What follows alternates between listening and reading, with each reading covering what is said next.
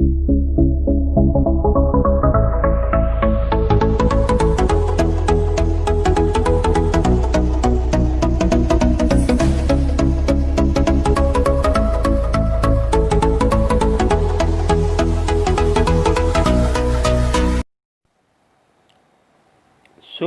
प्यारे बच्चों।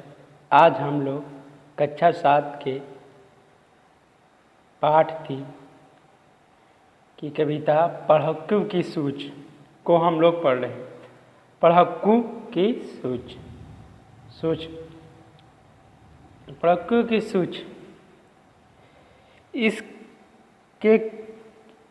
कविता के कवि रामधारी सिंह दिनकर जी हैं। इनका जन्म 1908 ईस्वी में बिहार के बेगूसराय जिले में सिमरिया नामक ग्राम में हुआ था। प्रस्तुत कविता में कवि ने संदेश दिया कि मनुष्य विद्या और सोच समझ के प्रत्येक क्षेत्र में प्रभावित नहीं होता है। संसार में प्रत्येक निजों की समझ प्रकृति धारण के लिए बनाए गए काम के नियम अलग हैं। इस कविता में कवि ने ये बतलाना चाहा है कि कोई ज़रूरी नहीं है कि व्यक्ति एक क्षेत्र में अगर विद्वान हो तो अगले क्षेत्र में भी विद्वान हो सकता है। ये कोई ज़रूरी नहीं है। हर का क्षेत्र अलग अलग है, इसलिए हर क्षेत्र में अलग अलग विद्वता होती है। इस कविता में यह है कि एक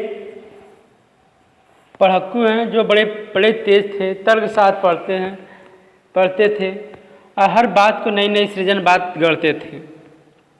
और एक किसान है जो अपने बैल के कोल्हू से चलाता है। तो उसी पर कवि ने क्या बताया है, एक पढ़क्कू बड़ी तेज थे, तर्क के साथ पढ़ते थे।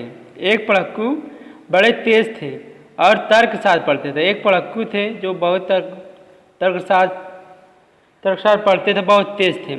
जहाँ न कोई बात वहाँ भी नई बात गढ़ते थे। जहाँ कोई भी बात नहीं रहती थी वहाँ भी नए बात के सृजन कर देते थे। एक रोज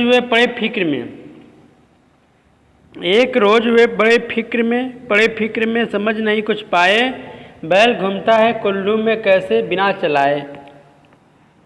पढ़क्कू जो थे एक दिन बड़ी फिक्र में पड़ गए कि ये जो कोल्हू का बैल है बिना चलाए ही ये कैसे घूमता है।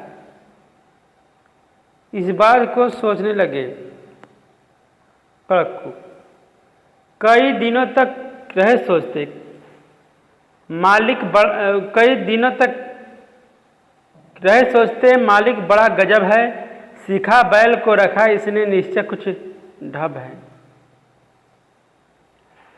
कई दिनों तक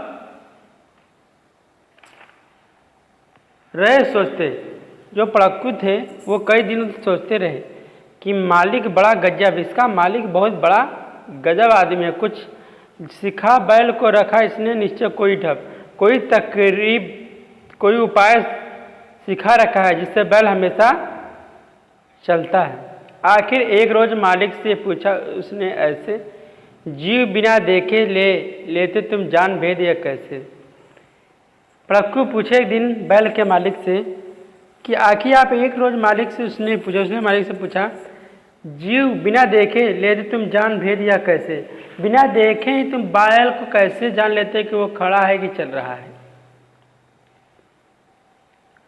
कोल्हू का यह बैल तुम्हारा चलता या अड़ता है।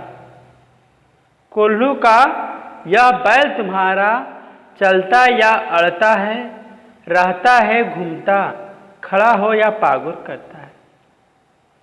कोल्हू का यह बैल तुम्हारा चलता है या अड़ता है, रहता है घूमता, खड़ा हो या पागुर करता है। ये तुम्हें कैसे मालूम होता है कि आपका बैल चलता है कि खड़ा रहता है, पागुर करता है कि नहीं चलता है। मालिक ने यह कहा, ए जी इसमें क्या बात बड़ी है, नहीं देखते क्या गर्दन में घंटी एक पड़ी है। मालिक ने कहा, पढ़क्कू जी क्या इसमें क्या बड़ी बात है, आप नहीं देखते हैं कि उसके गर्दन में एक घंटी पड़ी है। जब तक यह बजती रहती है मैं ना फिक्र करता हूँ, जब तक यह बजती रहती है तो मैं फिक्र नहीं करता, मैं जानता हूँ कि बैल चल रहा है। हाँ, जब बजती नहीं दौड़कर तनिक पूछ धरता हूँ। जब यह नहीं बजता है तब मैं आता हूँ और इसके पूछ को पकड़ लेता हूँ और फिर ये चलने लगता है। कहे पड़ाकू ने सुनकर, तुम रहे सदा के कोरे, बेवकूफ़ मतिंग की बातें समझ सकोगे थोड़े। कहे पड़ाकू ने सुनकर, तुम रहे सदा के कोरे, तुम रहे सदा बेवकूफ़ मतिक की बात समझ सकोगे थोड़े। मतिक की बात रखोगे के कोड़े। अगर किसी दिन बैल तुम्हारा सोच समझ अड़ जाए, चले नहीं बस खड़ा खड़ा गर्दन को खूब हिलाए। अगर किसी दिन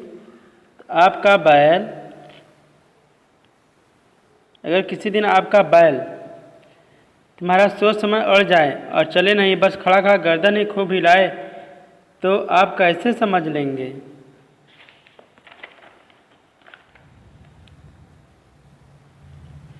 घंटी टुन टुन खूब बजेगी, घंटी टुन टुन खूब बजेगी, तुम न पास आओगे, मगर बूथ भर तेल साज तक भी क्या तुम पाओगे।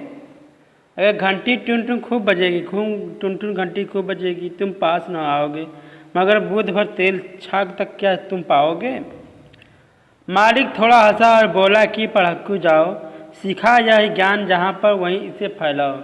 ए पड़हक्कू जी, आप जहाँ पर ये ज्ञान सीखे हैं उसी पर जाकर फैलाइए। यहाँ पर ये ज्ञान आपका नहीं चलेगा।